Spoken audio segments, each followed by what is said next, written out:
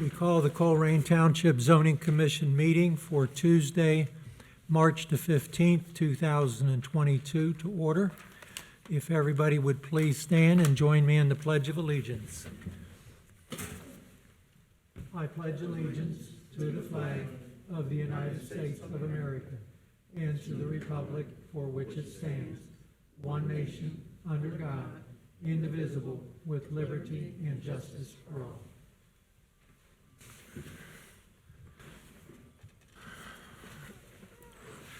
Mr. Alec, if we could have a roll call, please. No, you can't sneak out from the meeting. I figure if I could sneak out, maybe you guys forget I'm here. All right. Mr. Faring. Here. Ms. McMullen. Here. Mrs. Smith. Here. Mr. Gehring. Here. And Mr. Grody. Here. Okay. The first item on the agenda is an oath of office. Mrs. Schild, would you like to administer that, please? You want me to come down there? No, if you want to repeat after me. I, Al Grody, I, Al Grody, solemnly swear that I will uphold solemnly swear that I will uphold the Constitution and laws of the United States of America, the Constitution and laws of the United States of America, the Constitution and laws of the State of Ohio, the Constitution and laws of the State of Ohio, and the laws and resolutions of Colerain Township, and the laws and resolutions of Colerain Township, to the best of my ability, to the best of my ability, and will faithfully discharge the duties and will faithfully discharge the duties of a primary member on the Zoning Commission of a primary member of the Zoning Commission in and for Colerain Township, in and for Colerain Township, Hamilton County, Hamilton County, State of Ohio, so help me God. State of Ohio, so help me God. If you'll sign, I'll notarize it. Just the top copy.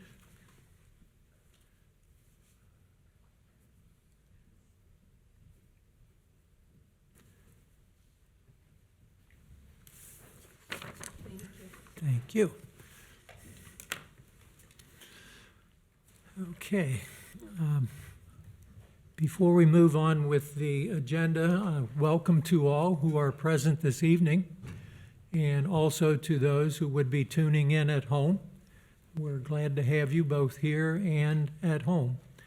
We ask that everybody please silence their communication devices so that we will not interfere with the videotaping. And commissioners and staff, if you'll make sure that your microphones are on, please.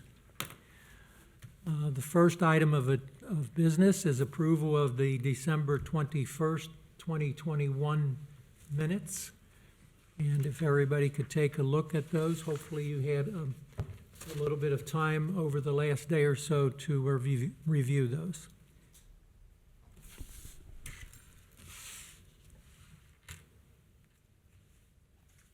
Are there any suggested changes or corrections to the minutes? None for me. Hearing none, could we please have a motion? I'll make a motion to approve the December 21st, 2021 Colerain Township Zoning Commission meeting minutes. I second. Second, okay. Any further discussion? Mr. Alec, could we have a roll call, please? Mrs. Smith. Yes. Mr. Gehring. Yes. Pardon me. Mr. Faring. Yes. Ms. McMullen. Yes. Mr. Grody. Yes. Okay. Before moving on, I'd like to express a word of thank you to the commissioners for selecting me to be your chairperson again for next year and placing your trust in my ability to do so. However, you know what they say about paybacks. So be looking over your shoulders for the next year, somehow or another. In our defense, you did ask for it. Please? In our defense, you did Oh, ask for okay, it. all right, well, And Bruce nominated you, so. now I know who to go after. Okay. I know who to trust, too. Okay, the next item is the public address section of our agenda. This is the portion of the agenda where anyone in our audience here this evening, if you wish to address the commission about any item that is not on the agenda. If you would please signify that you'd like to do so at this time. Okay, and seeing and hearing none, we will move on. Mr. Allig, any final development plan this evening? No, sir. Okay. Item number 5, public hearing, case ZA 2022-02. It's a zoning map amendment to rezone B3 to R2. And Mr. Allig, does staff have a presentation? I do, sir. Starting out tonight, kind of in the northern tip of the township, in an area we were at not too long ago regarding Mr. Farron's property. I believe that was back in September, case out there. Part of the same property from the P&G complex as presented in the staff report. Overall, the current parcel as it exists is roughly just over 33 and a half acres up there, 33.685 acres, I believe, according to Cages. And sort of zooming in, there's a small portion of the parcel that is already zoned R2 that kind of runs up the eastern edge of the parcel there. It's surrounded for the most part on the northeast, on the eastern as well, by R2, and then by B3 to the south, and a little bit of R2 and RF on the western edge there. That little, it's sort of an odd kind of panhandle sliver that's zoned R2 right up the outside there. I did a rough measurement on Cages. That's just a little over 2.5 acres, 2.53. It's my staff's opinion that that's possibly a mistake. Typically, we prefer that zoning districts follow property lines, typically. Although sometimes, I'm not sure what happened here, if there's a specific split or something like that. Maybe the applicant, he's pretty familiar with the area and the history of Colerain. Maybe he may know more about that. This is just as a formality, sort of starting to show just any all of the application and documents we received from the applicant, who's also the property owner. And then this, the members should have received in their packet. The area we're talking about rezoning is 6.52 acres in the southernmost part, sort of the southeastern part of the parcel. Again, that little kind of a flag lot or panhandle, well, sort of reverse panhandle lot on the most eastern part of the parcel is already zoned R2. This is a copy of the staff report that you, I hope everybody received in the mail. And sort of just going over the zoning amendment approval criteria. The approval criteria for a zoning amendment is found in section 4.3.4 of the zoning resolution and is as follows. It's two parts. Part A is the amendment is in accordance with the Colerain Township Comprehensive Plan and the Colerain Township Land Use Plan, other adopted plans and policies of the township, and this resolution as adopted by the Board of Township Trustees.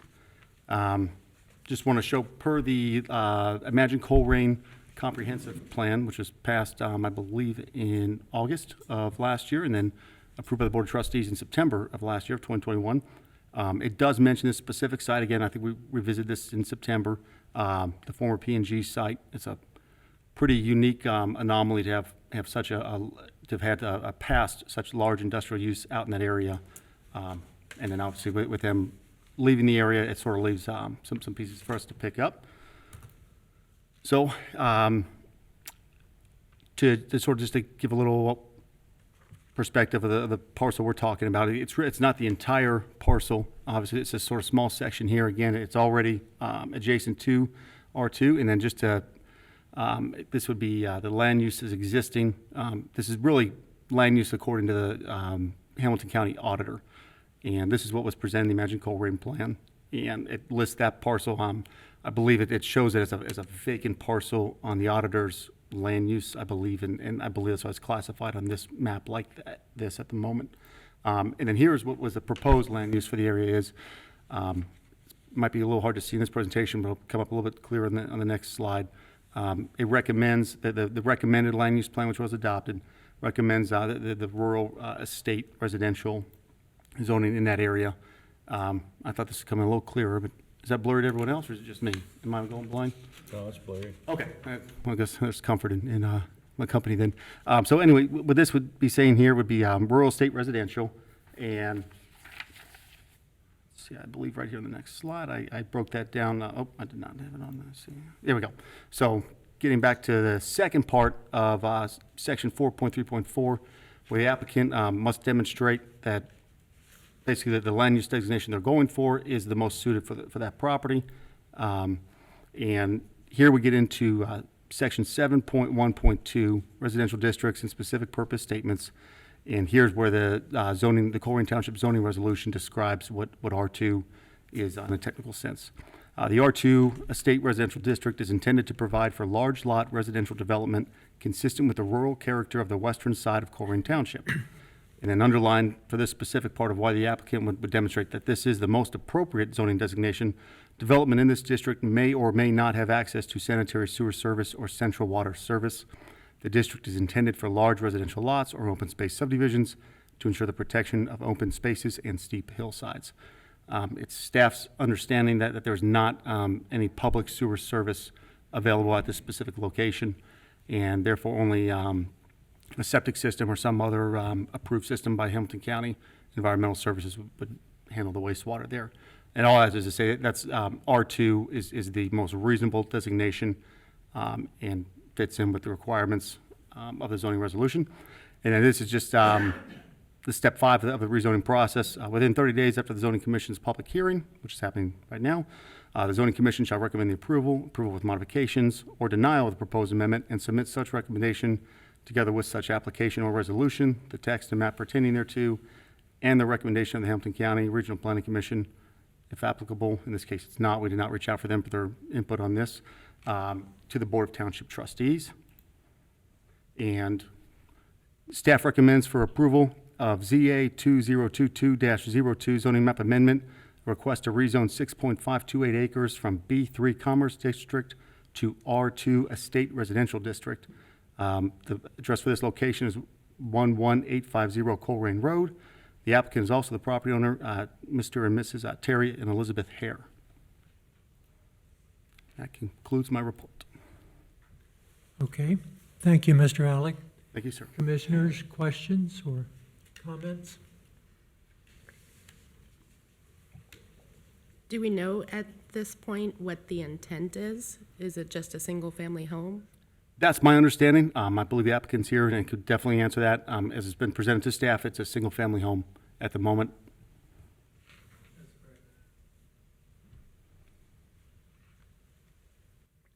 Any other questions or comments? Commissioners, this is an item that does require a public hearing.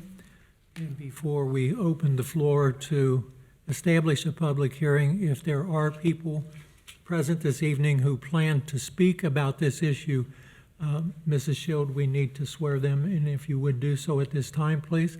So anybody who is planning to speak about this issue, including the applicant, if you would stand and be sworn in.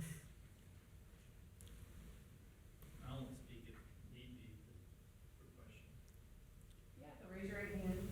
You swear that any testimony or evidence you may present tonight shall be the truth, the whole truth, and nothing but the truth? Thank you. Okay. At this time, we need a motion to open public hearing, please. I'll make that motion. I'll second. Any discussion on that? Mr. Alec, a roll call, please. Mr. Ferring, Yes. Ms. McMullen, Yes. Mrs. Smith, Yes. Mr. Gearing, Yes. Mr. Grody. Yes. Mr. Hare, if you'd like to come forward and make a presentation or whatever you wish to do. If anybody has any questions, I'm happy to answer them, but otherwise, I think it's fairly straightforward. Okay, for the record, would you state your name and address and spell your last name, please? Terry Hare, Hair. I live at 921 Wesleyan Drive in Fairfield, Ohio, but own the property at 11850 Colerain. Okay. Commissioners, any questions you might have of Mr. Hare? Nope. We're going to let you off easy tonight. Never seen that happen before, man. Is there anybody else who wishes to speak on this issue? Hearing none, may I have a motion to close the public hearing, please? I'll motion that. I'll second. Any further discussion on that motion? May we have a roll call, Mr. Alec? Mr. Ferring, Yes. Ms. McMullen, Yes. Mrs. Smith, Yes. Mr. Gehring? Yes. Mr. Grody? Yes. Commissioners, at this time, it's our opportunity to discuss this matter among ourselves and to ask staff if there are any further clarifications needed. So the floor is open to the commissioners to do so.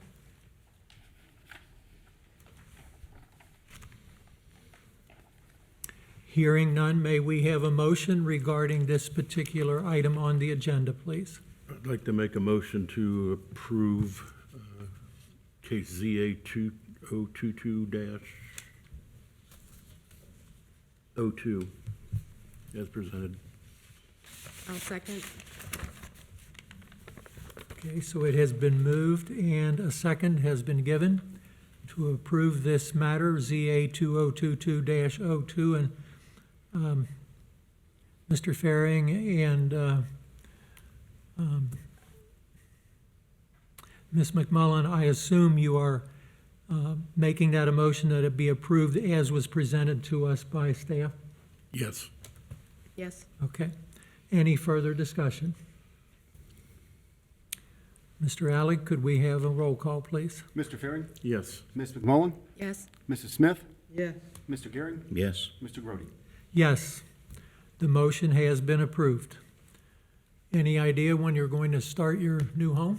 I'm hoping this summer, but the economy's crazy right now, but that's the goal. That's understood. Yes, okay. Well, thank you for coming this evening. And, okay, moving on. Mr. Allig, before we go through items 6 through 10, you gave us another packet this evening regarding an informal information session. Would you want to speak to that, please? Yes, sir. The reason I passed it out in the manner I did, we received that request, that application, a few days ago. And it was the intent of the applicant to be heard at next month's meeting. We do not currently have any regular business scheduled for next month's meeting. So it would be on the commissioners if you want to meet next month to discuss that, which I gave on the very top of that should be the purpose. And down there, generally, and I've explained this to the applicant, well, I should say, I was under the impression, I thought we were going to have a meeting next month. I thought we were going to have an item in here for rezoning from the southern portion of the township. That did not happen, but I did not know that when I first spoke to the applicant. So just the commission, you would have the ability, I believe, to decide if you want to hold a meeting for that next month, you could. If you'd want to wait till the next regular meeting, you could instruct me to do that as well. So you have the option, one way or the other, that the general standard as listed here by the informal concept review application does state that it would to occur at a regular open meeting of the commission. It requires no public hearing. It's just simply an informal review, as it states, where they present their plan, which was given to all of you, and go over what their intent is. I would assume, Mr. Allig, that you're not asking for us to review this evening. No, sir. I'm sorry. No, sir. Not at all. Nope. Okay. Just, I'm just asking if you want to, if the commission would see fit or desire to, we could set a meeting for next month to review this. Or if you would like, as would be sort of typical for the application, wait until regular meeting were to happen. I hadn't come across a scenario yet where we only had an informal review, so. Did you sense any urgency on the part of the intended applicant about how quickly to get this done? No, sir, and I will say that the applicant has not provided staff with how do I say that? I asked for an additional design, and I haven't even received that. So as far as I can tell you, there's nothing that I have seen that it's pressing. They did present in front of the commission back in 2019, excuse me. They were denied back then. So it's nothing very pressing. Okay. Mrs. Schild, from a legal point of view, would this take a formal motion of the commission to set either April or May as a meeting, or is that just an informal nod of the head to what we want to do? I would just go ahead with the motion if the board is willing. Okay, all right. Before I ask for a motion, is there any further discussion or question that you have for Mr. Allig? I've got a question. this was before your time here, so let me just inform you that when this came up, it was a little contentious at the time, simply because Jeff Weiler is under a current zoning variance, and they had not met any of the conditions of the variance. I didn't know this was coming up today, but I have been, I did drive by there a couple of times. They're still out of compliance, in my opinion. The big problem last time was they were parking cars on the sidewalk, okay? And they were unloading cars in the street. But if I remember right, one of the conditions also was they could not use the lot behind them, the lot that used to be the lot for the lodge back there, to park their cars. It looks to me like they still got that lot pretty loaded with cars. And my concern the last time was why would we approve any kind of a zoning variance when for 20 years they've not complied with any of the variance requirements thus far. And until they could demonstrate their ability to comply with the variance requirements that they have now, it's ludicrous, in my opinion, to consider any further ones. So I guess what I'd ask is whenever we schedule such a meeting, if you could go out or have someone go out to verify, are they in compliance with the current requirements or not? And let us know as part of that, because at least in my part, that would be a big issue as to what this vote is concerned about. Right, that was taking the words out of my mouth, 100%. When I first flipped through this and saw Jeff Weiler Honda, that was my first thing, was even after our meeting, 2 days later, I drove past just, because I'm nosy like that, and nothing. Well-informed, yes. Yes, we Yes. were like, don't park on our sidewalks. Our community is doing nothing but trying to put these sidewalks in, and we have cars parked on our sidewalks. In our neighborhoods, we tow cars for this, but this business has been allowed to do that. And I'm with Mr. Gehring. I wouldn't grant another change without seeing that there is a true attempt. I think there were something like 9 variances on the final development plan, maybe 15 to 20 years ago, and 0 of those were in compliance. And then they were asking for maybe 5 more. And I think from what I'm seeing, and I'm not there all the time, they've adjusted a couple of them, but they've still got the majority of them that they haven't complied with. The last time that this was brought before us also, what you're mentioning, Mr. Gehring, wasn't there an item or an issue in relation to the sign also that we tried to wrestle with that, and we were giving mumbo-jumbo answers and so forth? Well, I know it's never quite the appropriate substitute. I read the minutes from the previous meeting in 2019 when they approached the commission and saw that they were pretty heavily dealt with, appropriately dealt with, I should say. Not heavily, but appropriately dealt with, because they had not met the conditions of the prior, I believe it's 2002 or 2001 case where they were before the commission yet again. They met with staff in January of this year, and again, I said, hey, submit a specific item to me. So that was just my recommendation to them. Submit a specific item to me so we could have this, present this to the commission potentially. I haven't received that, and then additionally, I know there's some issues with the property, and that's why they wanted to apply and as just a regular hearing for next month, and I cautioned them as nice as I could, because I will never speak for the commission, because I cannot and would not do that. But I said there's nothing that gives me the ability to vote for, recommend to approve this.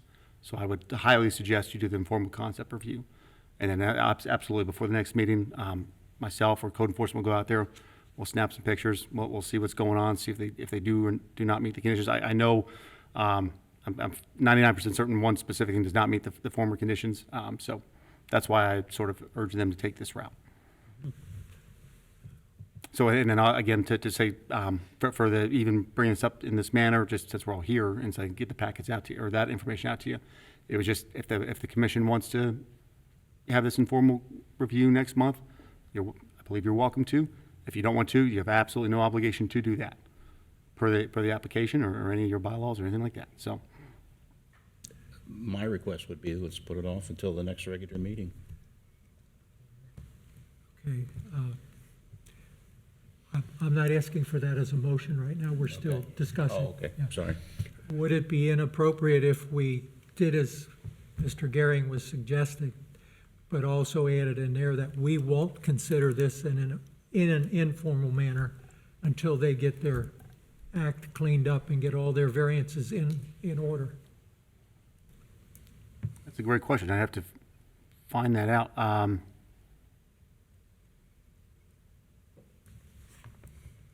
I believe, there's nothing that I could think of where the commission could not deny to hear an informal concept review. As far as I can tell, I'll double check everything because I haven't explored would that it- route yet.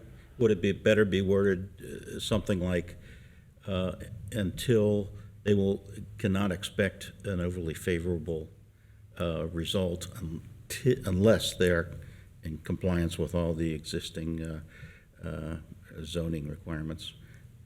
But if they still want to have an informal review, they can.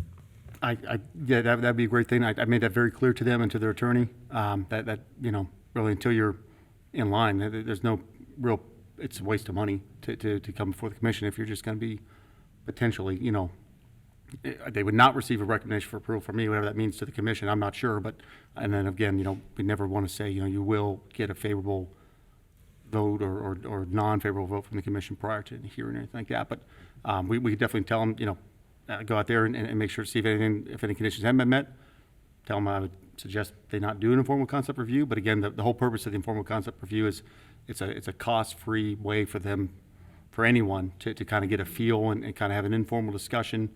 There's no conditions, no expectations or nothing's formal, nothing's a hearing, nothing's a sense of approval. It's simply kind of show us what you got and we'll let you know what we think in that sense. But yeah, I believe, again, I'll have to double check this but I believe you could say, you don't have to grant anyone an informal review, I don't think. I think it's something we provide as a favor, or courtesy. So if you didn't want to, we could definitely say, hey, I spoke to the commission and it's their feeling that until all these conditions of the past case are met, that you're just wasting their time with an informal concept review. And then say, well, we'll just apply anyway, which they're, able to do. They could do that and then be there as well. So there's options. But this is just, I just want to see, what the commission felt and what you guys would like, and I'll convey that to the applicants. I mean, it's almost a moot point if not everything has been presented to you anyways. So we would need that missing piece of the puzzle. But I think what we're basically asking for is when a staff report is put together for us with this, if we can include a little bit more detail or maybe another section added for previous variances and current day compliance, and check mark if it's being done, and if it's not, then we can address that further during the informal concept. Now, I'm a fan of it. I would love to have our commission provide some feedback into a plan before it comes to us. I don't think any of us really want to get into the practice of always denying them. They are a good business in our community, but if they're not being good stewards towards our residents and the businesses that are around them that are Maine compliant, then it, becomes an issue of how much support can our community keep providing if they're not reciprocating that to us. Absolutely. Great points. This isn't the first issue with that. I've been here a few years, and like Bruce was saying, this started way back in 2001, 3, whatever. And then in 19, we sat here and did the same thing. And they sat there and told us that they were going to take care of this, this, and this. I myself can't believe they even came in with this until the other issues are taken care of, but I don't know why we're wasting any time of these members on this board and you and everybody else until they step up to the plate with the things that we've went through 2 years ago, 3 years ago, that they've done nothing with. So, I don't know. Just my 2 cents. Appreciate that, sir. Okay. Any other further discussion? Okay, now can we have a motion as to how we want to handle this? Make a motion that we do not schedule an April 2022 meeting just to have the purpose of the informal concept plan review for Jeff Weiler Honda. Okay, is there a second to that motion? I'll second that. Okay, so let's clarify what's been moved is to not have a informal concept plan review at any time in April, but hold it off to the next regular meeting? Correct. Is that correct? Okay.